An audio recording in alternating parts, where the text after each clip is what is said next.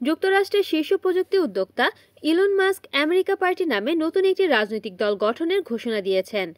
তার এই দল গঠনের ঘোষণাকে হাস্যকর বলেছেন মার্কিন প্রেসিডেন্ট ডোনাল্ড ট্রাম্প।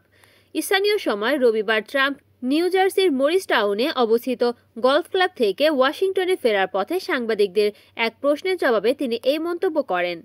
ট্রাম্প বলেন, তৃতীয় একটি রাজনৈতিক দল গঠনের চিন্তা হাস্যকর। রিপাবলিকান পার্টির সঙ্গে আমরা দারুণ সাফল্য পেয়েছি। ডেমোক্রেটরা পথ হারিয়েছে, কিন্তু আমেরিকার রাজনীতি সবসময় দুই দলীয় ছিল। তৃতীয় দল কেবল বিভ্রান্তি বাড়ায়। তিনি বলেন, আমার মনে হয় এ দেশের কাঠামো দুই দলকে কেন্দ্র করেই তৈরি হয়েছে। তৃতীয় দল কখনই কাজ করেনি।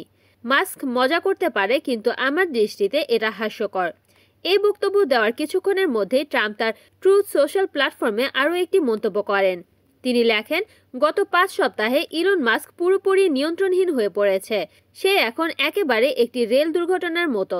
মাস্ক শনিবার ঘোষণা দেন তিনি আমেরিকা পার্টি গঠন করছেন। তিনি দাবি করেন ট্রাম্পের কর ছাড় এবং ব্যয়ের বিল দেশকে দেউলিয়া করে দেবে। এই কারণে তিনি নতুন রাজনৈতিক মঞ্চ গড়ছেন। Desk news, Kamruzzaman Kamrul, NN TV।